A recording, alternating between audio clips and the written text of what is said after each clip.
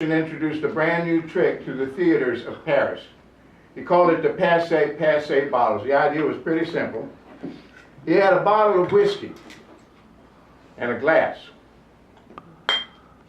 And he would pour whiskey into the glass and set them down.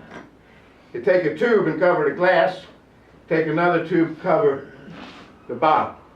He'd say the magic words, passe, passe, and the glass would jump over into that tube and the bottle would jump over into that tube. Then say passe, passe, they'd jump right back to where they were before. It was a miracle. Well, it fooled the crap out of those people back in the 1870s. But eventually, every magician in Europe was doing that trick, and every magician in the United States was doing that trick, and pretty soon, the smarter people had begun to figure it out. Pretty soon, the passe, passe bottles had itself become passe. But then, in 1902, a genius of magic, the great Alberti, Eugene Alberti, created what's known as the Tantalus tubes. Now, the Tantalus tubes are magic devices. They're props that magicians use. He made them for magicians all over the world. The Tantalus tube was a special mechanical device. You could stick your hand in and show it completely empty. Pull the hand out, turn it around, reach in and pull out a live dove, or a bunch of silk scarves from China. Every magician was using those in his act at some point. But one guy came up in the 20s with the idea of taking a couple of these Tantalus tubes and adding them to this old trick. They created a sensation in vaudeville. These are actual Tantalus tubes from 1902. They still work sporadically, like me. You want to see them in operation? Yeah. Let's do it, folks. We covered the glass.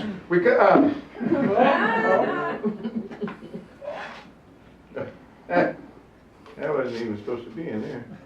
It doesn't matter. Same thing, the idea, we don't even need that one. The idea, the bottle jump over here, the glass jump over here. Say the magic words, passe, passe. And look, folks, the bottle's moved a little closer to the glass. The glass moved a little closer to the bottle. Where they have to be exactly equidistant, which means the glass has to be the same distance from the bottle as the bottle is from the glass.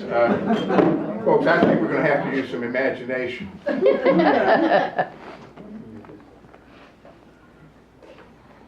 Passe, passe.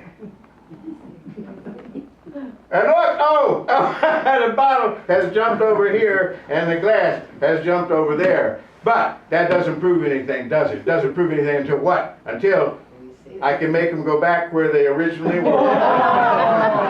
Passe, passe, look, folks.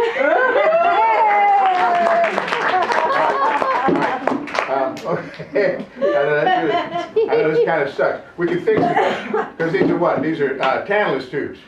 With Tantalus tubes, you don't need to use your imagination. With Tantalus tubes, the tubes do all the work for you. Tantalus tubes. It's like a miracle.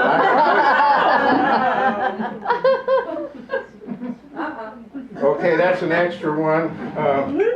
We don't even need that one. We don't even need that one, folks. We just go like that. Still work because they're Tantalus tubes. Tantalus tubes. So the Tantalus tubes, they do all the work. That's